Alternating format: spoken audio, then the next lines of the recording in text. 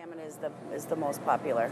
So like you had said, the others are milder. If someone is maybe new to adding some seafood, especially for children, into their family menu, what would be the milder ones to go with? Cod, haddock, flounder, tilapia, those are all really mild fishes. And basically what you put on it is going to be the flavor of the fish, with a little hint of the fish. What do you think is the easiest way to prep fish? Say if you were to get some tilapia. Tilapia, you can bake. Seafood is actually really easy to cook. Baking, searing, it's very easy. It doesn't take long at all. It's a quick dinner. You can do dinner in 10 to 20 minutes. Oh, that sounds awesome. Beginning to the end, yep. And I would say that that's going to taste a whole lot better than something that's processed. Yes, something that's frozen, absolutely. And absolutely. better for you. And more, yes, better for you. More nutritious. Now, let's talk about a couple of other seafood items. I happen to love scallops, and they come in a couple of different sizes. There are bay scallops and sea scallops. Very simply, what is the difference between the two? Bay are smaller in size, and they're not as sweet and tender as a sea scallop. Sea scallops are bigger, and you can sear those, and absolutely, they're nice and sweet and tender. What do you think are the most common for, say, an appetizer? Definitely sea scallops. Yeah, they're bigger and they have a little more. Yes. A little more visual appeal. They make great scallops wrapped in bacon. So, yeah. Bacon. That's a whole nother episode. Yes. Well, thank you so much, Barbara. We really welcome. appreciate your time. And I am going to have to find some things to put on my shrimp. Maybe some cocktail sauce, some tartar sauce. I'm going to go on a hunt now and find that. Thank you so much for joining us. Welcome back to Playing with Food. I'm your host, Liz Corbett. And now it's time for some show and tell. Dressing up your table does not have to be complicated or expensive. To go with our seafood and tropical appetizer, I have simply collected a few things from my summer decor from my home and put them on the table. And in just a minute, you're going to meet a friend of mine, and she's going to help me make some sparkling punch. And as I said, super easy. Just go to your decor in your home, anywhere. You don't have to buy anything special. I have a trifle bowl. This is actually made for dessert. And I've got some sand in the bottom and some shells, a little candle lit. Simple, simple, simple, but it really makes your guests feel special when you make that effort to put a couple of extra cool things on your table. And I am joined by a very special friend of mine. Her name is Betel Arnold. Oh. Hi, Betel. Thanks for being here. Liz, Betel is... I'm so excited. She is a co-host and co-producer of the show Simply Talking, which is where we met. Yes. And you have a new book out called Buried Beneath the Words. Yes. Would you tell me a little bit more about that? Yes, I'm really excited about that book. Very, very excited because, you know, sometimes we do things and we have no idea why we do them. That's true. And that happened in my own life, and I had to really stop and take stock of some of the things that I did. You know, and I realized that as young children, there are a lot of negative words that are spoken over us. And sometimes we take those negative words and we wrap them around ourselves. We wrap them around where the real you is buried beneath those words. That's exactly true. And what a perfect name for that. You are so, so right. One of the things that we need to do, I think, is figure out a way out from underneath that. Definitely. And we don't want it to define who we are for the rest of our lives. Definitely, because you know what? If you are buried beneath those words, it's going to manifest itself some way, somehow. It is. It's going to come out, and sometimes when you least expect it. One of those ways that it comes out is people talking about entertaining at parties, people feeling uncomfortable. I talk to so many people, and they say, well, I really couldn't do that. I don't want to have people in my home, or I want to, but I feel uncomfortable or intimidated. Do you find that that's true for most people? You know, I think that it is. I think that it can really be intimidating, because if you are not confident about who you are, if you're not standing on solid ground, and you're having people come over and you are overly concerned with how your house looks, if you have to go out and start shopping and buying stuff just to make your house look good, or your food has to be just perfect, you need to stop and take stock of that. You know, because like you said to me a few times that you love to entertain. And many people want to entertain. They do. But if they're not if they're not comfortable with who they are and their house has to be just so, then there's a problem with that. Yeah, because entertaining is not about that. It's not about that. And as much as I love food and as much as I love fixing everything up nice, you're so right. It's about making people feel comfortable in your home. And you can do that when you feel comfortable with yourself. Definitely. Very true. It does not have to be intimidating. You know that I like to laugh and I like humor, and that helps for me to just lighten up and take a kind of a lighter look at myself. We're going to goof up. We're going to make mistakes. Things are going to fall off the table.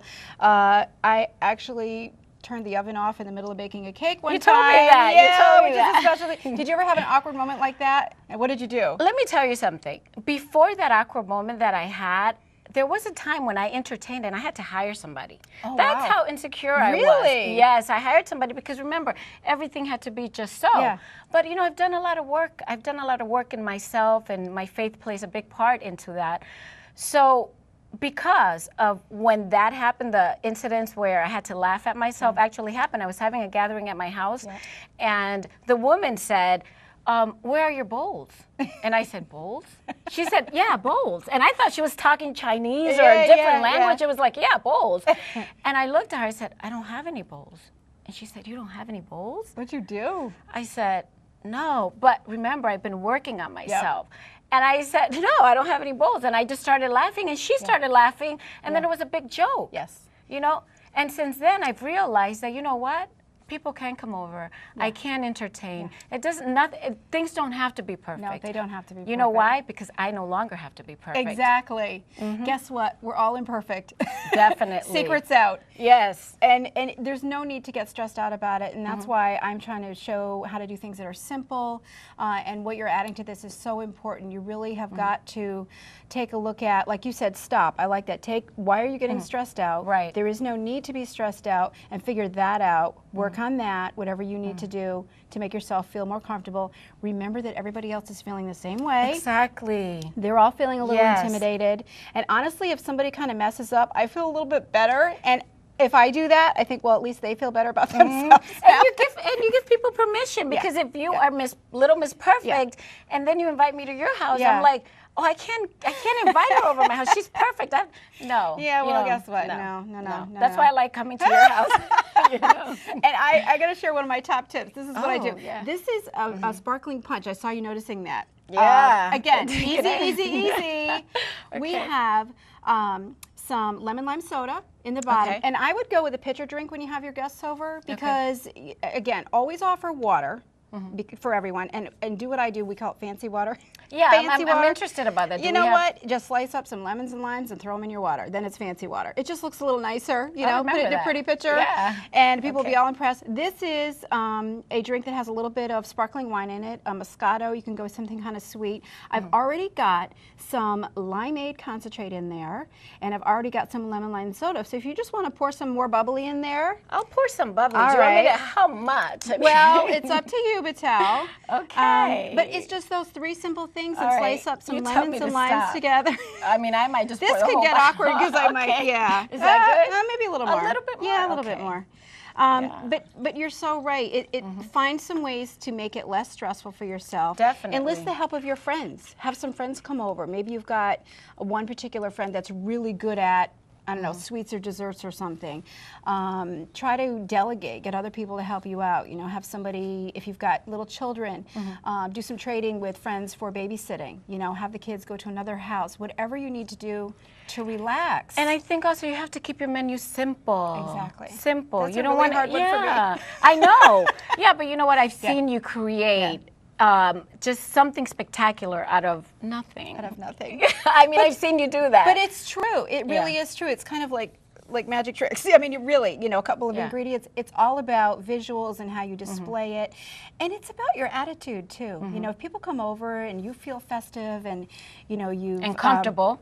Comfortable. Play some music. Here's my best tip ever. Tell me, if you're feeling a little intimidated about your house, have an evening party.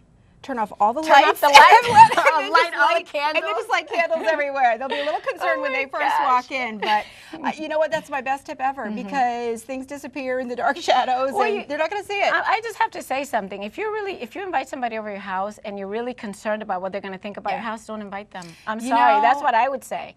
Okay, that is the best tip of the day because when people come over to your home, they're coming over to see you. Right. And if you're getting worked up, tell me if you agree on this. Okay. If you feel like you have to go that extra mile to impress that person, you might want to kind of stop and think about, is this a person that you really want to be spending a lot of time with? Because we should be encouraging each other. Yeah, I think not you making each other feel uncomfortable. I think you need to do two things. Yeah. Yes, I think you need to stop and analyze yourself and check and make sure you're not buried beneath certain words.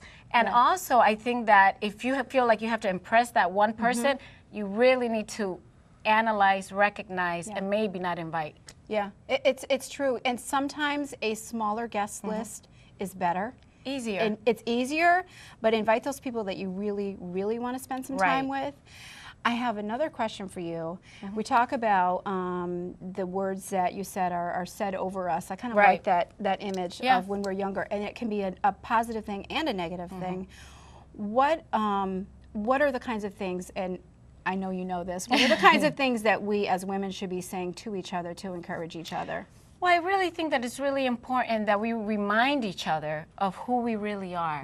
Remind each other, when I look at you, what a beautiful, talented woman you are. And continue to remind ourselves because sometimes we are our own worst enemies and we, continuously put ourselves down. And that's why we need some good girlfriends to say, no, honey, you got it all together. I like how you did that. You're talented.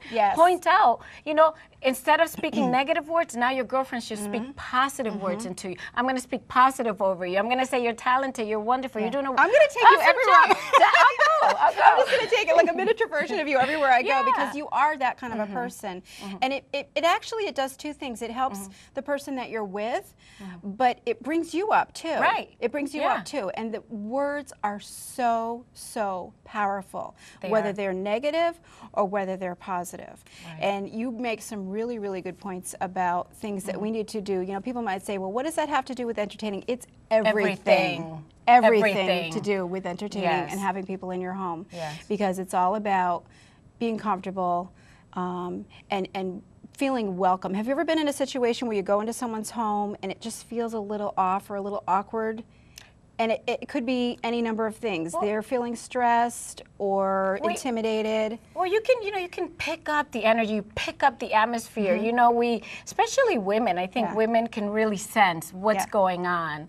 We're really good at that, aren't we? We really are. We've got these little radars going. We can pick up on it. Yeah, you make some excellent points, Betel, and thank you so much for joining me. I can't wait to dig into these because I'm really hungry. I'm so excited. I know. I want to have a little bit of this She's going to have a little bit or a lot of it of that. Thank you so much for joining us. Thank you for having me. You're so welcome.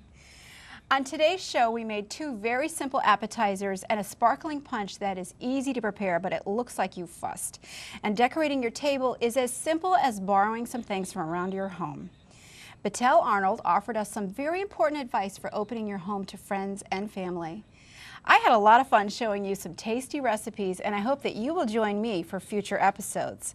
For today's recipes or for more information on the show, go to playingwithfood.tv. Thank you so much for watching, and I will see you next time on Playing with Food.